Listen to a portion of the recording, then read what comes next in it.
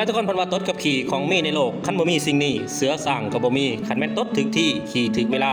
กะบ่มีปัญหาอย่างเนาะทุกคนถ้าแม่นตดผิดที่ขี่ผิดเวลาปัญหานั้นย่อมเกิดเนาะทุกคนเรื่องราวนี้บ่แม่นเด็กน้อยแล้วก็เรื่องราวนี้บ่แม่นคอนเทนต์แต่ว่าเป็นชีวิตจริงของผู้ใหญ่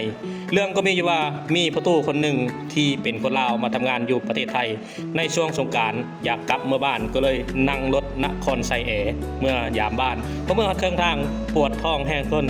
ขี่แตกใส่รถทุกคนในเมื่อตดผิดที่ขี่ผิดเวลาปัญหามันก็ย่อมเกิดแน่นอนทุกคนไปเบิ่งคลิปกันเลยทุกคนขี่แตกใส่ส่งโอ้สวยยิ่งหอดสัตว์หีบยิ่งให้กันดมยังไงเนาะไปล่างเขาไงต้องยึดแบบนี้ปลาไม่เป็นแบบนี้ค่อยขึ้นไปบางนึงค่อยจุกตึกเลยคนย่างสวนแล้วก็เล่าวืบเลยดิค่อยว่าแล้วค่อยปกติมันบ่เป็นที่ได้กินไปถึงรถอ่ะโอ้ติดมมากเลยมาไข่ขี้แล้ววะแน่นก็ดีนะเนี่ยเจ้าหน้าที่ก็โอเคเลยนะเพื่อนก็ที่ต้องล่างรถเคลียร์รถนั่นไงแสดงว่านั่นน่ะพุทซองอันไฟฉายอยู่ไหนมั้งนั่นน่ะโตเก้าเห็นเขาเห็นกางเกงเราเปียกอยู่ใช่ไหมถ้าเอาขึ้นไปกินเกาเราบอกกินเกาเราขึ้นไปกินเกาเราเปลี่ยนแล้วโอ้มหาเฮ็ดนะครับ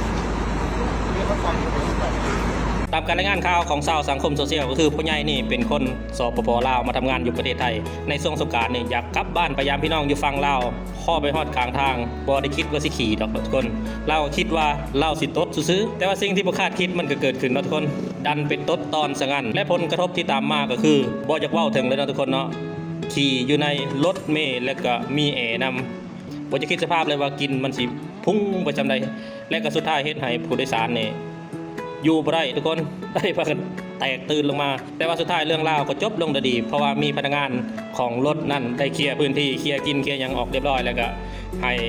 ประชาชนที่เดินทางกลับนำกันได้ขึ้นไปใส่รถคือเก่า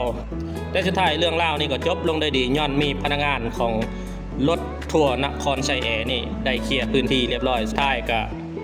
กลับเข้าสู่ระบบหมวดปกติเนาะทุกคนเรื่องราวนี้ก็เป็นบทเรียนให้ทุกคนเวลาสิเดินทางไกลหรือว่าเวลาสิไปสิมาสิตดสิขี่สิเฮ็ดหยังก็อย่าให้เริ่มต้นตั้งแต่ระมัดระวังเรื่องการกินเนาะทุกคนเนาะเวลาเฮาสิขึ้นรถขึ้นล่างสิกินข้าวกินอาหารประเภทใดแล้วก็เวลาปวดตดปวดหยังก็ค่อยๆเบ่งเอาเลยทุกคนให้ทุกคนเอาเรื่องราวของพ่อใหญ่นี่มาเป็นบทเรียนนะทุกคนเด้อถ้าแม่นมันพลาดไปแล้วจักสิเอาหน้าเอาตาไปไว้อยู่ไสเนาะทุกคนเนาะ